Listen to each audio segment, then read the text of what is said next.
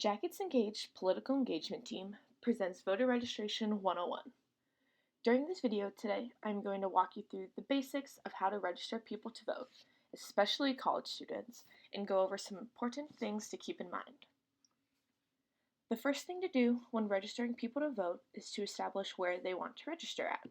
If they want to register at their home address, not on campus, they fill out the voter registration form as usual.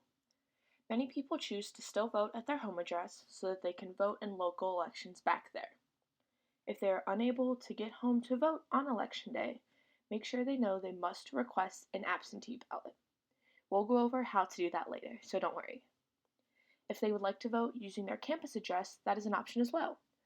That being said, they cannot vote in local elections back home while they are registered on campus. Make sure they're aware of this. They also must obtain a zero-balance bill from Residence Life in order to show proof of residency when showing up to the polls. Making sure their address is updated is very important when registering people to vote.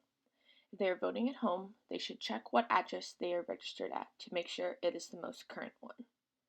If they choose to vote on campus, they must update their voter registration address each year to ensure it is still valid. All of this can be done at the Board of Elections or online. Vote.org is a quick way to see what address people are registered at. There are 3 different ways to register to vote. Paper registration forms are the quickest but have the most room for mistakes.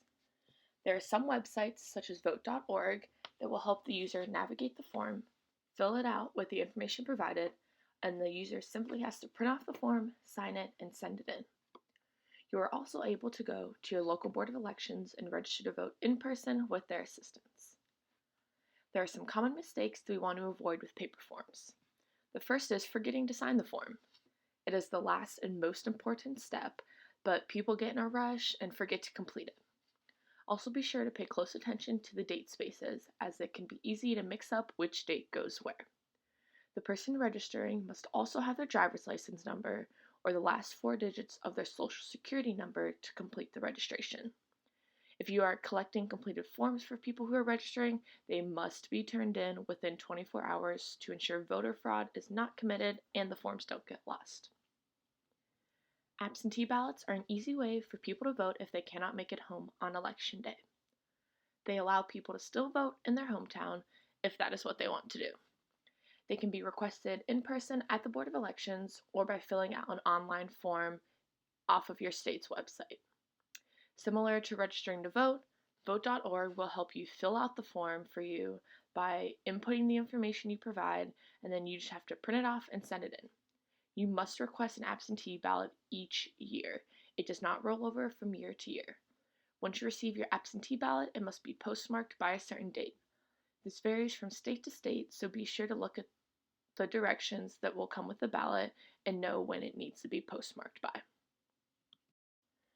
Early voting is another way for people to vote.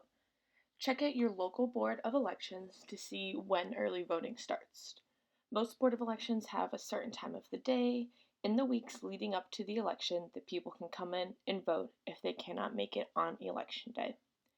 This is good for college students who may be home one weekend and for people who work full-time and are unable to make it to the polls. The typical way to vote is in person on election day. It's the easiest way to vote, but not always the most convenient for people.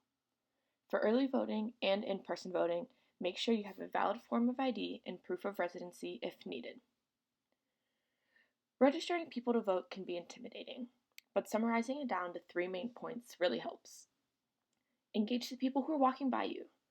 Most people won't stop of their own accord, so make sure to be welcoming and reach out to them first. Double and triple checking their paper registration forms before they walk away can save a lot of trouble in the end. Lastly, have fun. Registering people to vote is cool and can make a real difference in elections and the self-efficacy of the voters.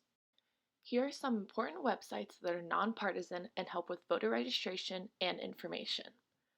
All these websites help to navigate potential voters through the process and really work to simplify information to make it easier to read and understand what needs to be done. There's Vote.org, Vote411.org, and the USVoteFoundation.org.